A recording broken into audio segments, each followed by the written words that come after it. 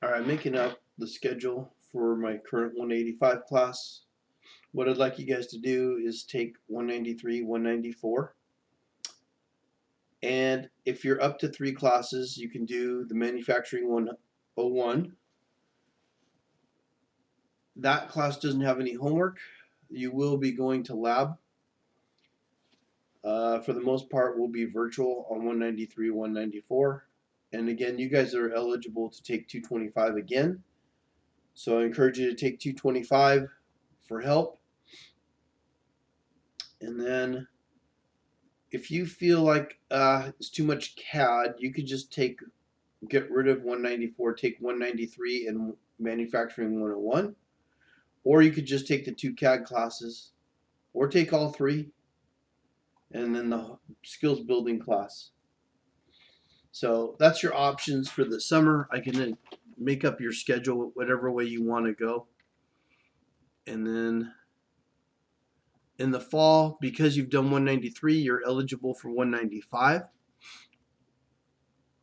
And I want you to do 204 because that is a required class. So that is your #1 priority, is to get into 204 class.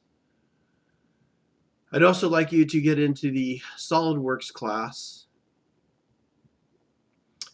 So in the winter, you can take SolidWorks #2.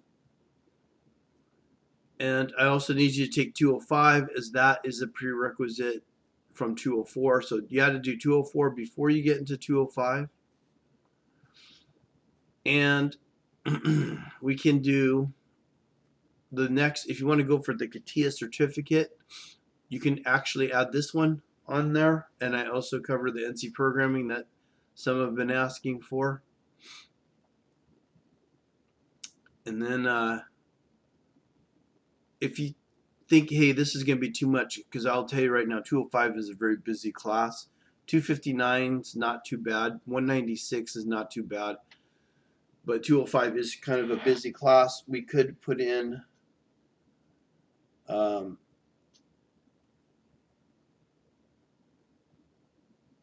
one of these 101 classes in lieu of 196. Okay, so I could substitute this in lieu of 196.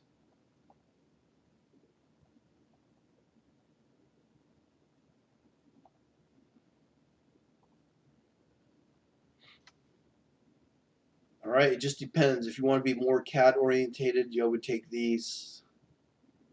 If you're just trying to not overwhelm yourself, then you might use one of these classes. These classes don't have any homework for the most part as compared to the CAD classes. And that will set you up for spring 230 class is materials and processing class. It's basically an online class. I have you guys work together as groups. This is a required class, so I need you to take this one. But you guys can do the work as groups. So I encourage that. That's why I want to try and get you guys working as a group. Group #2 will join you in that class, and then also 217 group #2 will join you guys in group 1. For the 217 class, it is reverse engineering using SolidWorks and CATIA. So we have to know both SolidWorks and CATIA to get into 217. I also want to push, if you liked AutoCAD,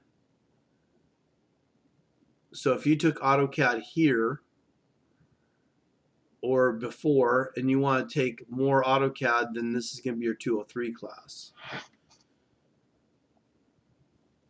And then if you haven't had your math class, then I want you to get into that math class. If you got transfer credits, then you don't need to take this math class here. 203, 217 are elective classes.